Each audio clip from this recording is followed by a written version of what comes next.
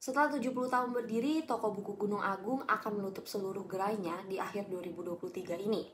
Penutupan dilakukan karena kerugian operasional yang terus membengkak setiap bulannya, guys. Dari 2013, toko buku Gunung Agung udah berjuang buat mengatasi kerugian karena biaya operasional yang nggak sebanding sama penjualan. Kondisi kerugian juga diperparah sama pandemi COVID-19 dan bikin toko buku Gunung Agung nggak bisa bertahan lagi. Ada yang bilang ya mungkin karena Gunung Agung nggak bisa beradaptasi sama zaman aja. Well, sebenarnya selain Gunung Agung, udah banyak toko buku yang tutup cabang atau bahkan tutup sama sekali, padahal konsepnya juga bagus.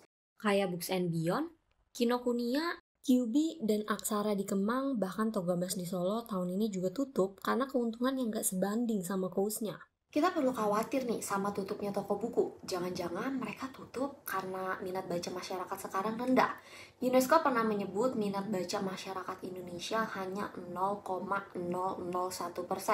Artinya dari 1.000 orang, hanya ada satu orang yang gemar membaca. Terus Indonesia juga menempati peringkat ke-62 dari 70 negara dengan minat baca paling rendah di dunia.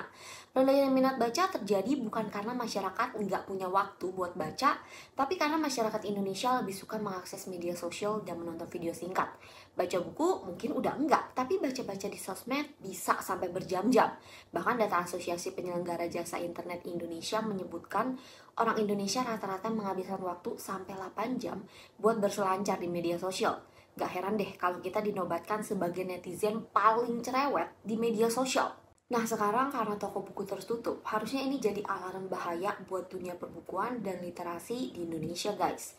Terus toko buku di Indonesia mungkin masih ada Gramedia, Periplus, dan segelintir toko buku kecil serta penjual buku bekas.